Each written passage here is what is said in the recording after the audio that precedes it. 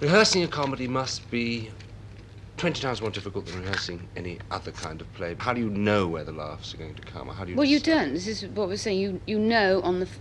really with an audience. I mean, you have an idea, you read a script and certain things in it make you laugh and you think that's a funny idea, and of course that will...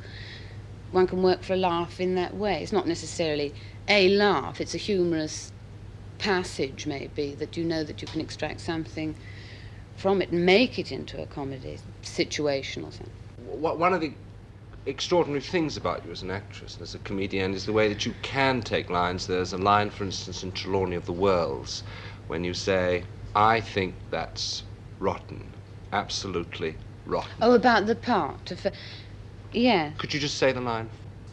And she says, oh, that's a rotten part. And has to say to the other guy, oh, I assure you, Rose, this artist to artist, that part is absolutely rotten. But I mean, that's... I mean, you remember that because it's sort of very... I suppose it's a very vivid way of doing it. But on the page... that is something that...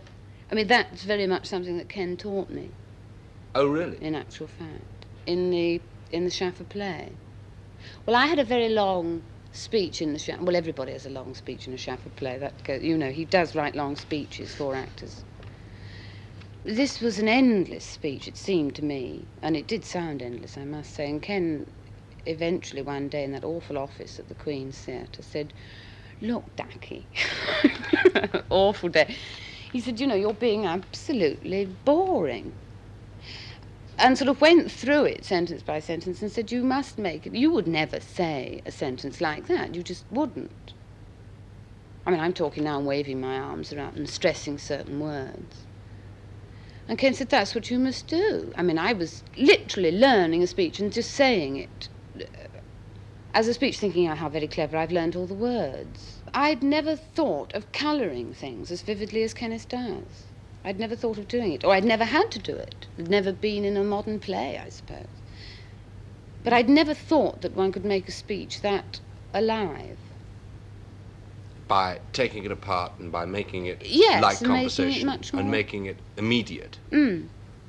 Yes, it is immediacy in actual fact, which is the greatest kind of gift in comedy. Because to make, you know, it's what you were saying earlier on about the challenge nightly with an audience, to make it seem as though it is coming out for the first time. Yes, to and make it seem that thoughts are occurring. Also, yes, absolutely, and that you surprise the audience an awful lot of the time. Yes.